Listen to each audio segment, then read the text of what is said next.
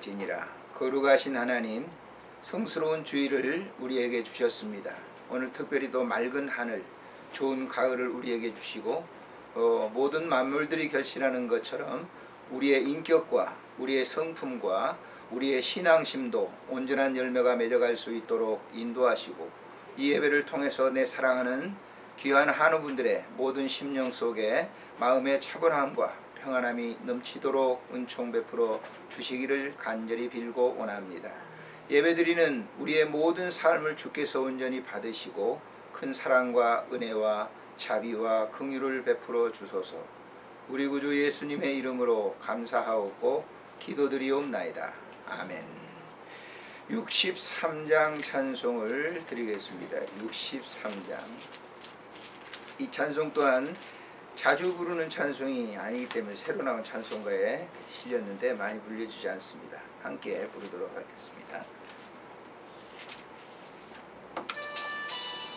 주가 세상을 다스리시니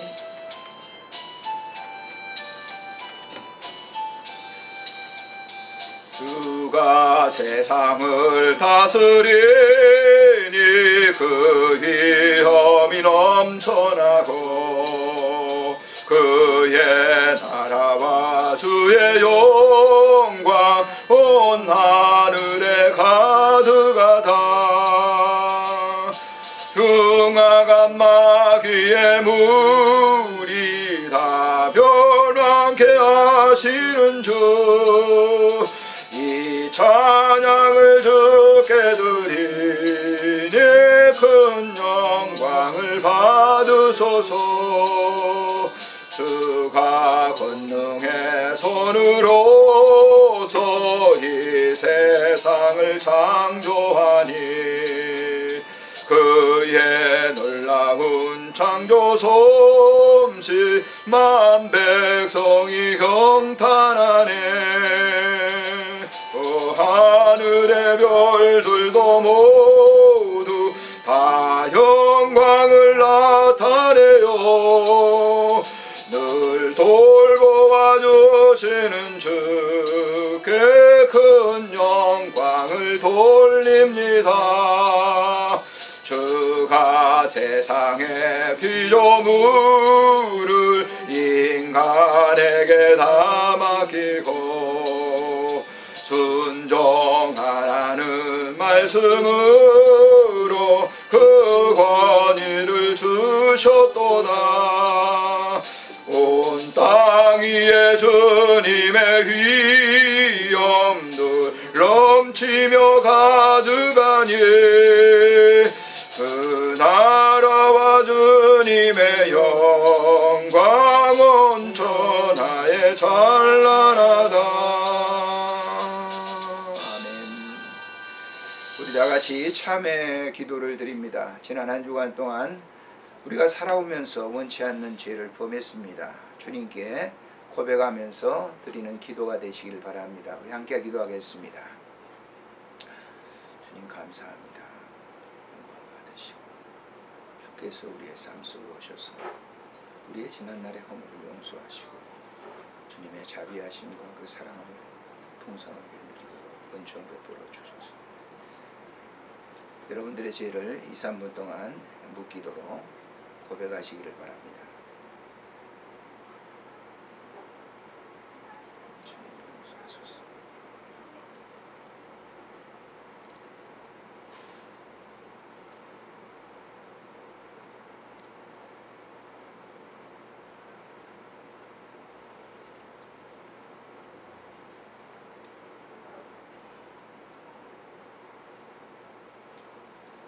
그러므로 그리스도 안에서는 정죄함이 없나니 너희의 모든 죄가 사해졌느니라. 우리 구주 예수님의 이름으로 기도하옵나이다. 아멘. 사도신경으로 신앙을 고백하도록 하겠습니다. 전능하사 천지를 만드신 하나님 아버지를 내가 믿사오며 그 외아들 우리 주 예수 그리스도를 믿사오니 이는 성령으로 잉태하사 동정녀 마리아에게 나시고 본디오 빌라도에게 고난을 받으사 십자가에 못 박혀 죽으시고 장사한 지 사흘 만에 죽은 자 가운데서 다시 살아나시며 하늘에 오르사 전능하신 하나님 우편에 앉아 계시다가 저리로서 산자와 죽은 자를 심판하러 오시리라. 성령을 믿사오며 거룩한 공회와 성도가 서로 교통하는 것과 죄를 사하여 주시는 것과 몸이 다시 사는 것과 영원히 사는 것을 믿사옵나이다. 아멘. 찬송 540장 드리겠습니다.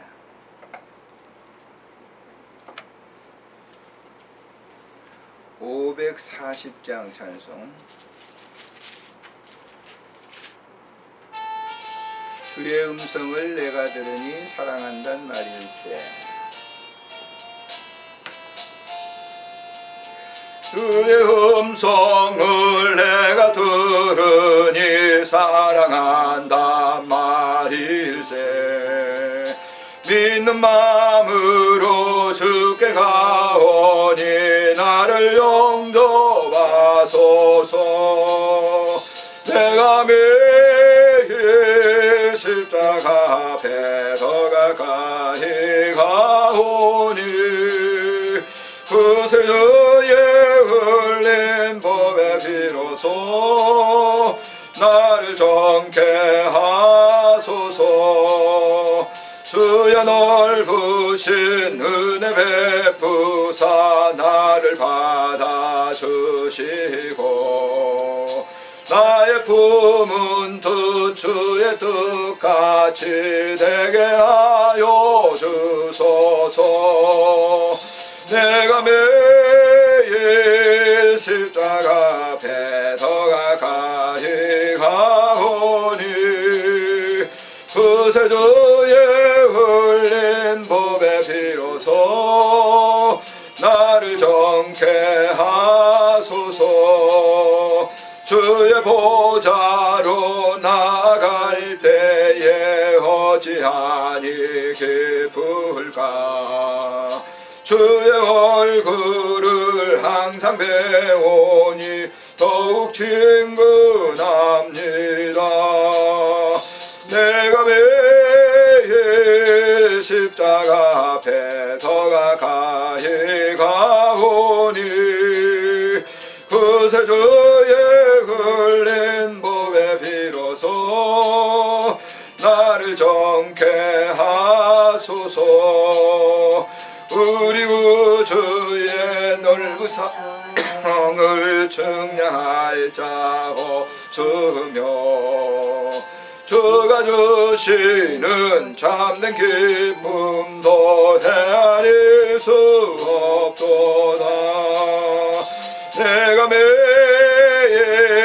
십자가 앞에 더 가까이 가오니 그새 주의 흘린 법에 비로소 나를 정케 하소서. 아멘. 존귀하신 우리 하나님 감사합니다.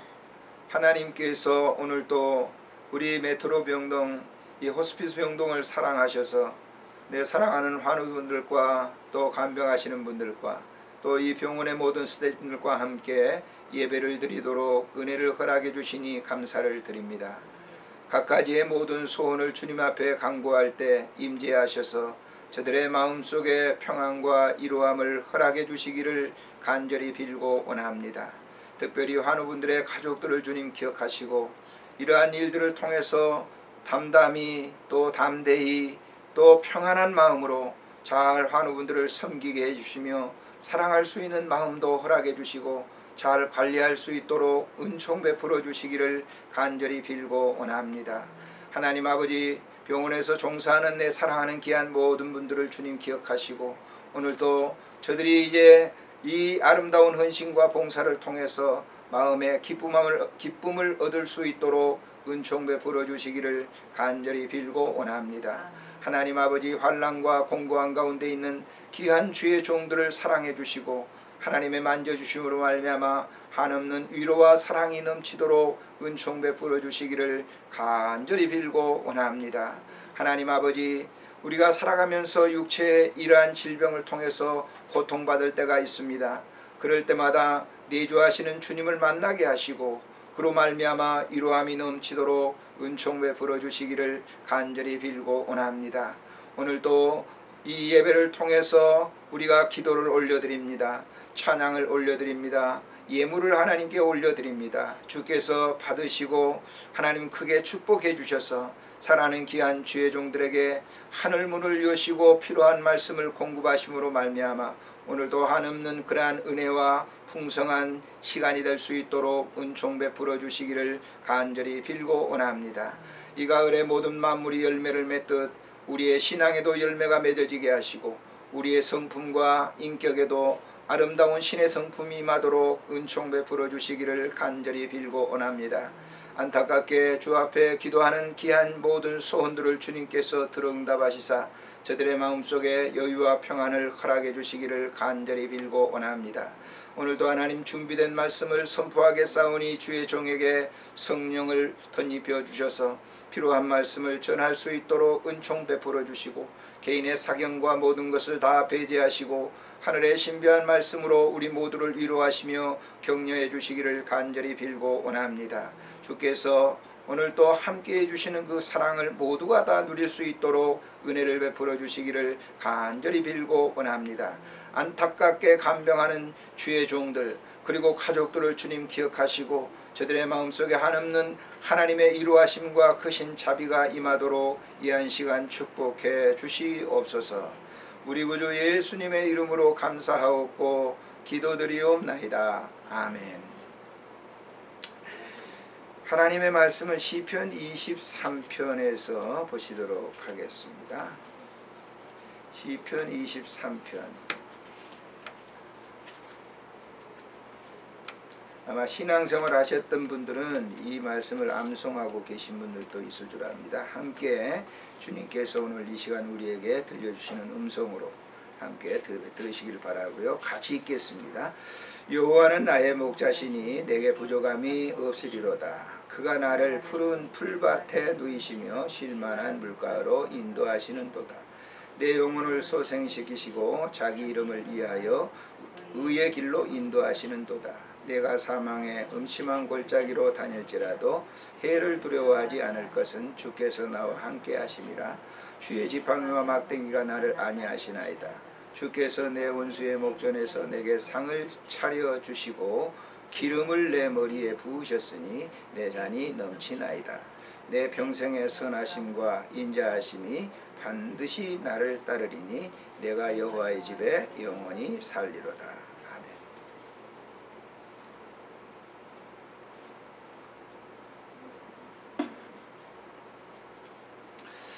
예, 사람이 누구든지 그런 것 같아요. 살아가면서 매우 힘들 때가 있습니다.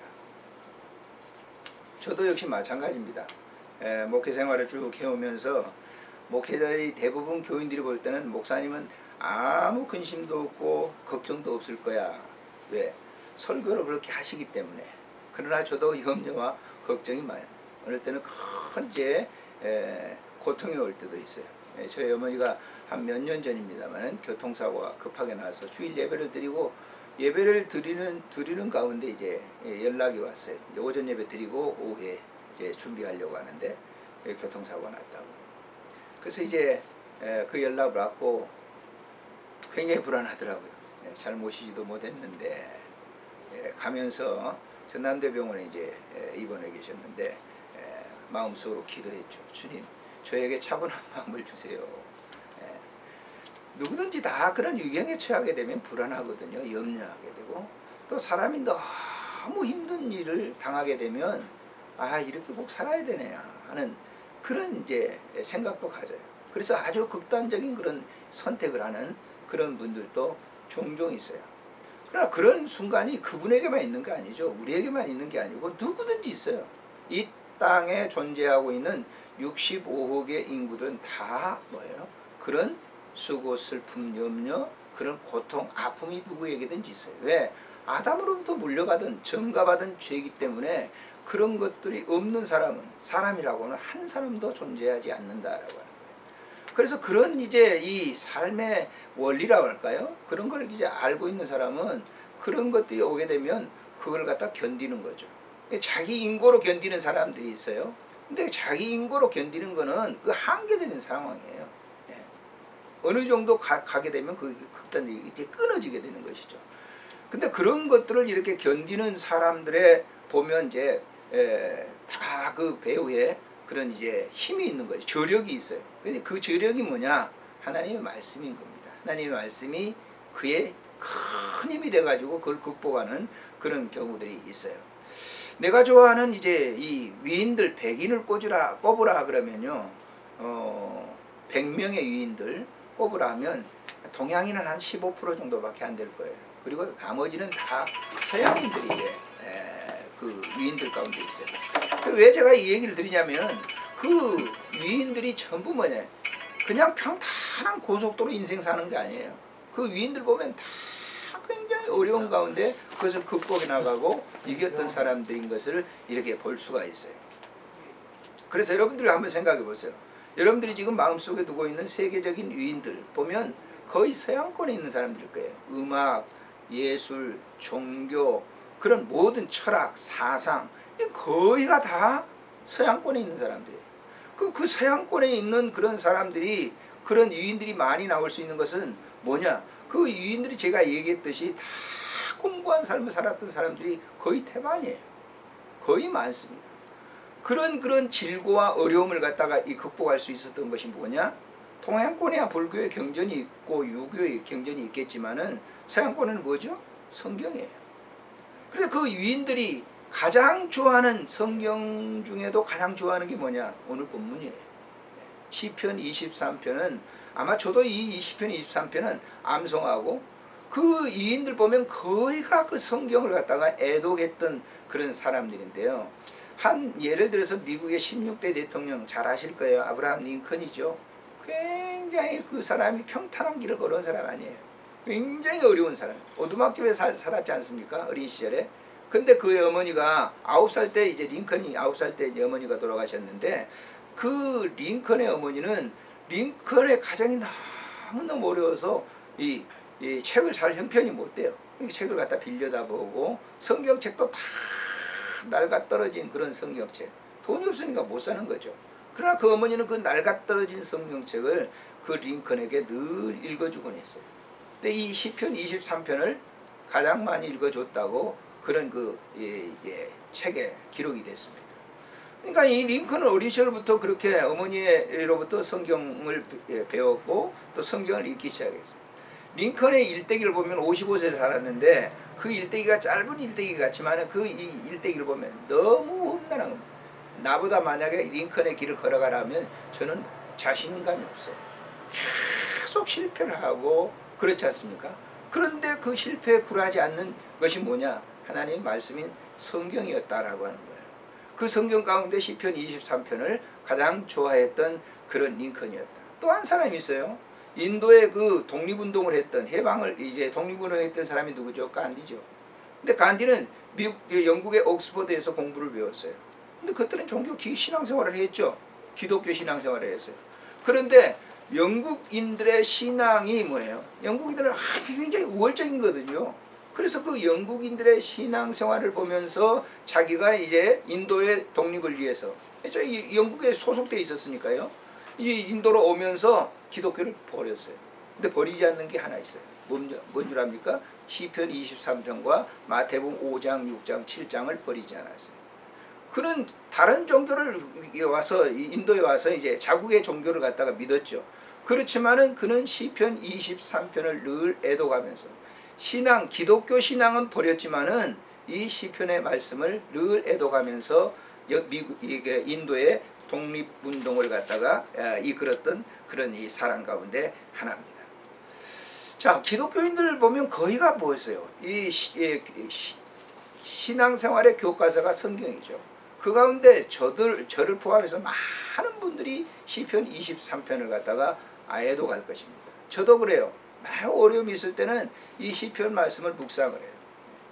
지금도 이제 뭐 은퇴하고 여러 가지 일들을 합니다만은 어려운 일이 있을 때는 어젯밤에도 이 말씀을 이렇게 묵상을 하면서 오늘 설교를 해야 되기 때문에 이 말씀을 묵상하면서 많은 위로가 저에게 됐어요. 그래서 이 시편 23편을 보게 되면 정말 힘이 되는 거예요. 환자분들에게도 이 시편 23편을 갖다 이렇게 암송하게 되면 그게 큰 힘으로 얻는 걸 이번에도 제가 우리 집사님의 어머니가 이제 친정 어머니가 저 원자력 안병동에 계시거든요. 그래서 부랴부랴 가서 이제 안수를 그분은 예수를 안 믿었어요.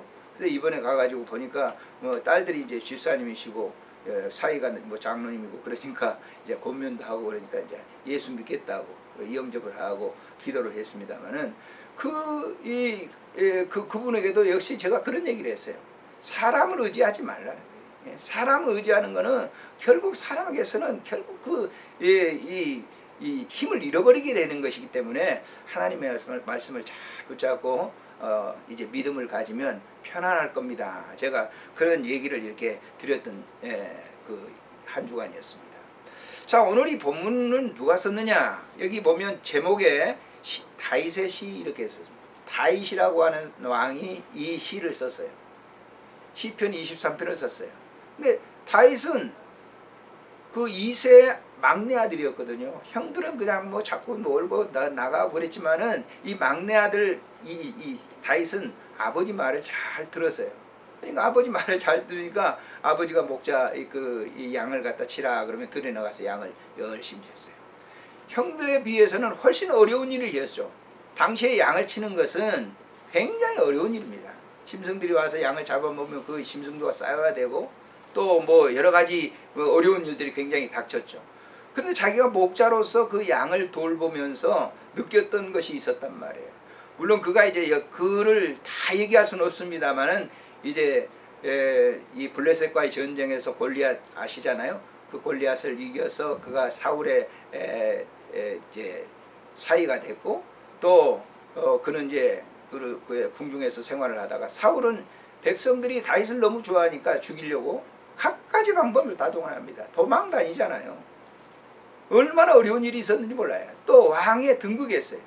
왕에 오르면서 그 자녀들이 많았는데 왕에 서로 왕권을 갖다 아버지의 왕권을 찬탈하려고 그 왕자난이 일어나게 됩니다. 그래서 압살롬이 등극을 하는데 장자가 압살롬이었잖아요. 그 등극을 하는데 아버지를 몰아내고 자기가 왕에 오릅니다. 그 아버지를 막 죽이려고 막 쫓아다녀요. 그런데 한 번도 아버지인 다윗은 자기 아들을 원망해 보지 않아요. 그 피해 다니면서 뭐냐? 하나님을 그가 또 왕에 있으면서 평안하게 있었느냐? 시편 39편을 한번 보세요. 중병에 걸렸을 때가 있었어요. 그 중병에 걸렸을 때 하나님께 기도합니다. 하나님, 내가 지금 굉장히 몸이 중병에 걸렸습니다. 나의 건강을 회복시켜 주소서 하고 눈물로 기도했던 그런 기도문이 시편 39편에 기록이 되어 있는 것을 볼 수가 있어요. 그러니까 굉장히 어려운 가운데 있었던 다윗이 그러면 그 어려움을 극복할 수 있었던 비결이 뭔가? 오늘 시편을 한번 쫙 보십시오. 자, 1절에 보니까 여호와는 나의 목자다. 목자라고 하는 게 뭐예요? 나의 주인입니다 라고 하는 거예요. 양들은요, 목자가 없으면 양이 클 수가 없어요. 양의 들판에 나가서 양들이 이렇게 하지만 짐승들이 다 잡아먹고 그러기 때문에 목자가 반드시 있어요. 우리가 인생을 살아가는 데 있어서 이 다윗이 양이다 라고 하는 것은 뭐냐? 이 험난한 세상 속에서 나를 늘 필요에 따라 인도해 주시고 지켜주신 분이다. 어떻게? 2절 보실까요? 자, 그가 나를 푸른 풀밭에 누이시고 쉴만한 물가로 나를 인도하시고 3절에 보니까 내 영혼을 소생시키시고 자기 이름을 위하여 의의 길로 인도하신다. 자기 이름을 위하여 그래서 당신을 위해서 나를 믿음으로 늘 인도하신다라고 하는 거예요. 그러면 이 정도 되면 1절부터 3절까지 읽어보면은 야, 우리는 정말 아무것도 염려할 일도 없고 힘든 일도 없겠다. 왜? 하나님이 모든 걸 해주시니까, 해결해 주시니까. 자, 기독교인들이 여기에 착각할 수가 있어요. 우리가 예수를 믿으면 우리에게 그냥 아무런 염려도 없고 다 그럴 거다. 현실이 어떻죠? 예수 믿어도 굉장한 어려운 일이 닥쳐요. 예수 믿어도 교통사고 나요. 예수 믿어도 공사장에서 떨어질 수 있어요. 예수 믿어도 급작스러운 사고가 나서 죽을 수도 있어요. 자, 그 원리를 알아야 돼요. 그런 그 원리 속에서도 하나님이 나를 보호하신다라고 하는 거에 보세요. 4절에 뭐라고 나오죠? 내가 사망의 음침한 골짜기로 다닐지라도. 존재하는 거예요? 다닌다는 거예요. 자, 얼마 전인가요? 5년 전인가 그렇습니다. 어떤 이제 결혼을 해가지고 얼마 안 된 그런 이제 남편이 회사에 출근하면서 여보 내가 잘 다녀올게요 그랬단 말이에요. 회사까지는 잘 왔어요. 차를 타고. 근데 회사 앞에 큰 공사장이 있었는데 그 공사장에서 작업을 하다가 그냥 벽돌이 떨어졌어요. 그 벽돌에 맞아서 그냥 그 자리에서 죽었어요. 자, 그분이 출근을 하면서 야 내가 오늘 벽돌 맞아 죽을 거다 그런 분이 어디 있겠습니까? 오늘 추석에도 교통사고가 굉장히 많이 났어요. 그분들이 시골 고향에 가면서 야 내가 교통사고 날 거다 그렇게 생각하고 가신 분들이 그 가운데는 기독교인들도 있었을 거예요. 그런데 문제는 누구든지 다 그런 길을 간다라고 하는 거죠. 존재하는 거예요. 기독교인들하고 병 안 드나요? 병 드는 거예요. 누구든지. 자, 목사인 제가 여기 설교하니까 나는 병이 없을 거다? 아니요, 난 늘 그런 얘기를 합니다. 나도 언젠가는 이 시트에 누울 때가 있을 것이다. 병은 누구든지 오는 거예요. 자, 그런데 보세요. 음침한 골짜기로 다닌다 할지라도 해를 그런 것들을 두려워하지 않을 것은 주님이 나와 함께 계신다라고 하는 거예요. 나는 여기 와서 10여 년 동안 이 봉사하면서 많은 분들을 보았어요. 제가 기도해 주는 게 뭡니까? 하는 분들이 말이죠. 병상에 있게 되면 편안한 마음이 들 리가 없죠. 항상 뭐예요? 초조해요. 감정이 초조하고 불안해져요. 그런 분들에게 뭐예요? 내가 무슨 약 처방을 해서 드리는 것도 아니고 다른 것도 아니에요. 그런데 그분들을 위해서 제가 기도를 해드리는 거죠. 기도할 때 무슨 기도를 합니까? 그분들을 무슨 낫게 해주셔도 하지만은 주님의 평안이 임재하소서. 그래서 어떤 분들은 그런 이 평안이 막 임하는 것을 누리기 때문에 감사합니다 라고 하는 그런 얘기도 여러 번 들었습니다. 또 때에 따라서는 음악도 들려주죠. 그럴 때 뭐 꼭 찬송이 아니어도 돼요. 어린 시절에 많이 불렀던 그 음악을 들려주게 되면, 노래를 불러주게 되면 굉장히 기뻐하시죠. 한 5년 전인가 그래요. 병실이 여기 있지 않고 저쪽에 있었을 때입니다. 어떤 이제 한 50칸 넘으신 분인데 저에게 갑자기 제가 이제 그 연주 곡을 가지고 다니거든요. 근데 그 곡이 아닌 엄마의 누나의 강변살자를 연주해달라는 거예요. 불러달라는 거예요. 노래는 알지만은 제가 악보가 없어서 다음 주간에 해드리겠습니다 하고 그 엄마의 누나를 다음 주간에 와서 이제 하프로 연주하면서 같이 노래를 불러드렸어요. 그런데 그 노래가 찬송이 아닙니다. 근데 엄마의 누나의 강변살자 그 노래를 하면서 그분이 얼마나 많이 마음에 편안한지 몰라요. 그래서 왜 그러느냐고 물었어요. 그랬더니 어린 시절에 어머님이 강가에 이렇게 살았는데 늘 어머님이 그 노래를 불러주셨다는 거예요. 이 어린 시절로 돌아가면서 굉장히 초조하고 불안한 그런 마음들이 싹 가시는 거예요. 그것을 몇 년 전에 제가 그분을 보면서 느꼈습니다. 신앙심이 있다고 하면 더 좋겠죠. 예? 그래서 그분도 예수 믿고 이제 예수님을 믿었습니다마는 여기 바로 그 얘기예요. 예? 다닌다 할지라도 주께서 나와 함께한다. 예수님이 함께 해주면 그 편안함이 임한다라고 하는 거예요. 삶이 말이죠. 아프잖아요. 그러면 그냥 질이 떨어지지 않습니까? 그러니까 아프다라고 하는 것은 삶의 질이 떨어져요. 그 아픔을 갖다가 우리가 어떤 인위적인 방법으로 갖다가 막 이렇게 치료해야 되겠다. 안 됩니다. 순간이죠. 지나고 나면 순간이에요. 그런데 주님이 이렇게 임재하시잖아요. 그러면 그런 아픔 가운데도 그런 이 아픔이 다 이렇게 사라지는 것을 갖다가 느낀다고 한우분들이 얘기하는 것을 제가 들어봅니다. 자, 5절에 보니까 뭐라고 하고 있죠? 주께서 내 원수의 목전에서 내게 상을 차려. 우리가 수많은 경쟁자들이, 우리의 주변에는 수많은 경쟁자들이 있어요. 제가 이제 학생들에게 그렇게 그런 가르칠 때 그런 얘기를 했습니다만은, 자, 학교에서 공부하는 같은 옆자리의 친구가 어떻게 보면 경쟁이에요. 자, 대학을 졸업하고 말이죠, 취업을 해보세요. 그럼 같이 공부했던 그 사람하고 같은 하기 위해서 그 회사에 할 때 어떻습니까? 경쟁자죠. 어쩌면 치열한 대열 속에, 경쟁 대열 속에 있는 거예요. 그래서 여기 지금 얘기하는 거예요. 그런 것들이 있다 할지라도 하나님이 그곳에서 너에게 상을 차려주겠다라고 하는 거예요. 여기 상이라고 하는 것은 밥상을 의미하는 거예요. 너에게 풍성한 것을 내가 주겠다라고 하는 거예요. 그런 마음을 가지고 하는 사람과 그렇지 않은 사람과 어떻습니까? 저희 아들이 이제 시험을 치는데 이제 대학을 졸업하고 이제 시험을 치는데 저 금호하고 삼성을 넣었어요. 삼성을 넣어가지고 두 군데 다 됐어요. 시험은 이제 다 됐는데 면접이 있잖아요. 면접이 있는데 저한테 와서 그래요. 아버지 어떻게 하면 좋아요? 금호를 넣을까 삼성에 들어가 같이 시간이 일자가 같아요. 근데 굉장히 초조한 거예요. 이제 면접 시간 떨어지면 또 시험 준비를 또 해야 되잖아요. 그래서 너 면접할 때 절대적으로 떨지 마라. 그래서 아침에 제가 기도해주고 그 이제 면접 시험에 보내서 지금은 그 회사 잘 다니고 있습니다만은 지난달인가요? 보니까 이제 LG 시험을 보러 가는 그런 이제 그 여의도에 있는 LG 쌍둥이 빌딩 그 이제 LG의 시험을 보러 가는 거예요. 근데 면접을 보러 간다고 아침에 깨끗하게 이제 양복을 차려입고 가더라고요. 그러면서 이제 그 면접관에게 자기 이력에 대한 것을 얘기하려면서 깨알같이 쓴 글을 막 암송하고 가는 거예요. 그래서 내가 그분한테 그랬어요. 가서 그 글을 갖다가 읽는 식으로 하지 말고 편한 마음을 가지고 가서 일상 대화하는 것처럼 그렇게 하시오. 당신은 분명히 될 겁니다. 그랬더니 거기서 인사를 하면서 너무 고맙다고 그런 얘기를 하더라고요. 문제는 뭐냐면은 암기한다고 되는 게 아니잖아요. 마음이 불안한데 어떻게 되겠어요? 시험을 응시하는데도 역시 마찬가지예요. 불안한 마음 가지고는 점수가 안 나오는 거예요. 편안한 마음을 갖는 거예요.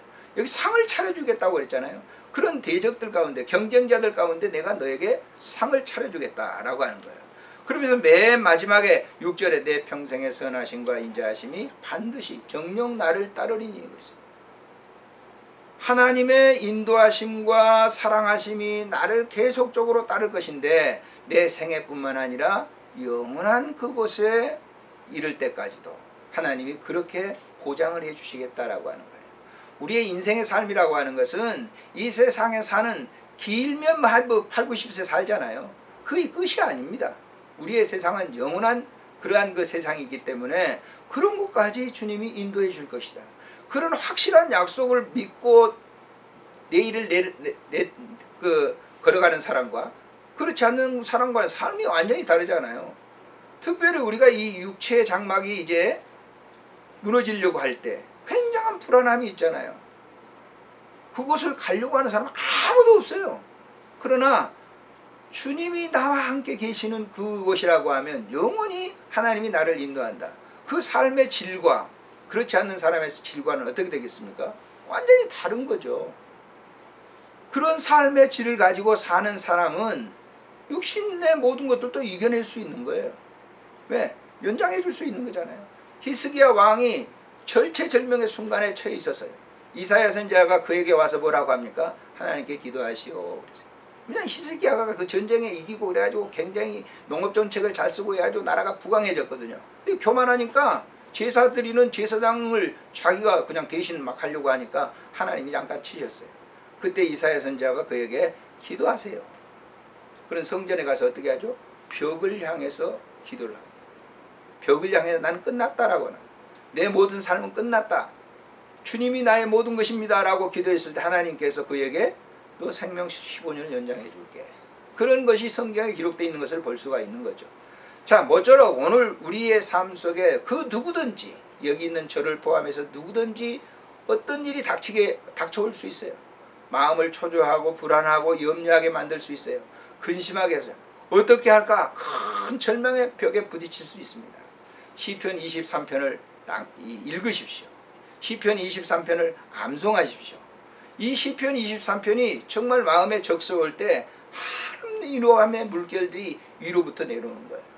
저는 찬송 중에서 평화로다 하늘 위에서 내려오는 그 찬송을 굉장히 좋아합니다.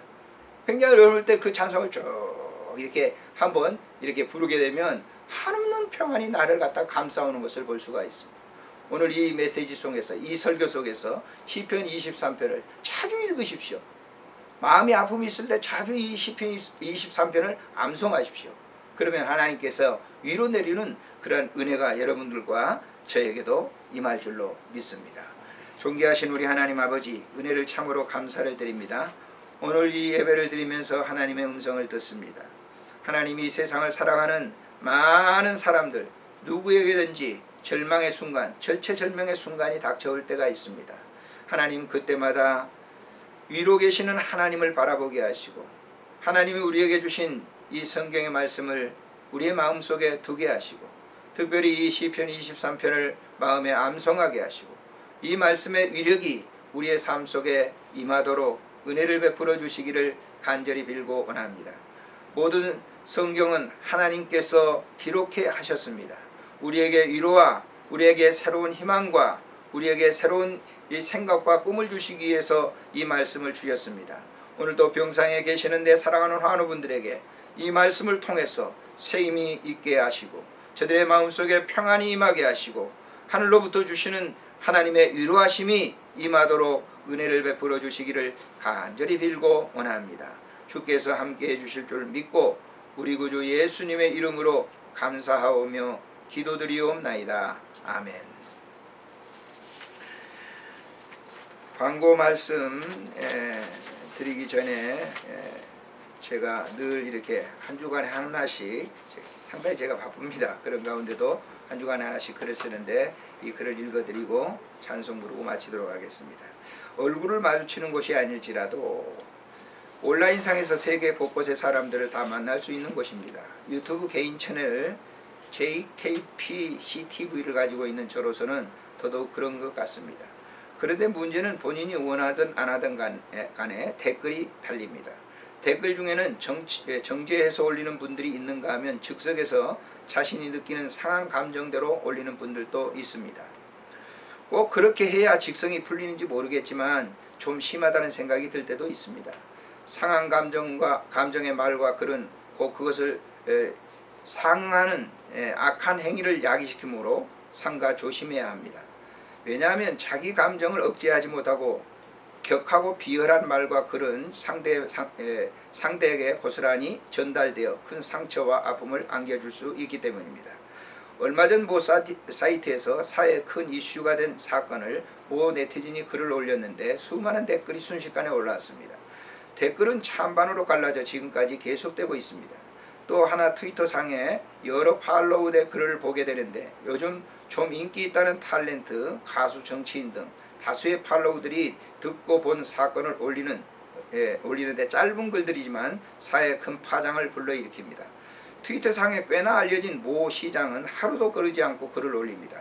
물론 그 시장을 좋아하는 사람들은 그를 예찬하는 선풀도 달기도 하지만 좋지 않게 생각하는 사람은 악플을 답니다.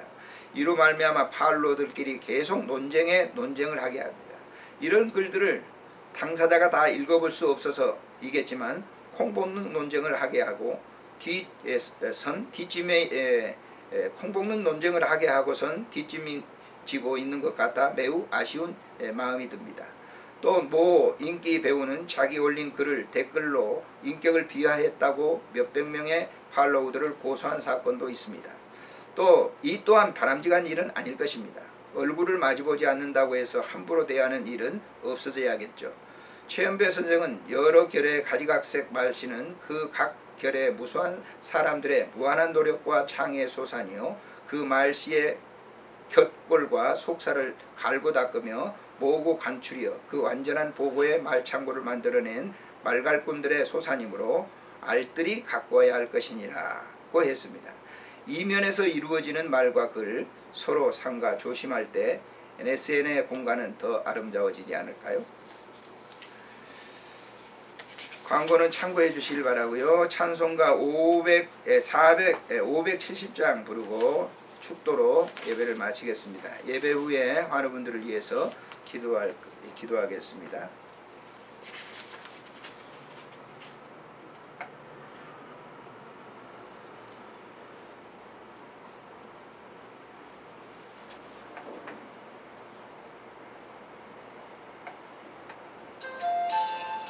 주는 나를 기르시는 목자요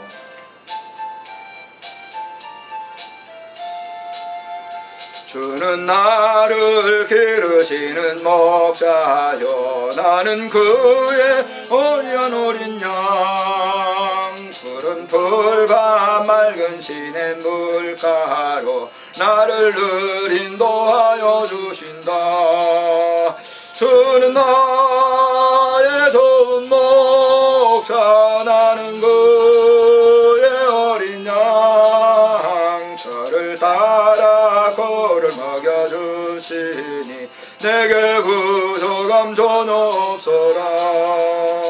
예쁜 새들 노래하는 아침과 노을 비키는 고운 황혼에 사랑하는 나의 목자 음성이 나를 언제나 불러주신다.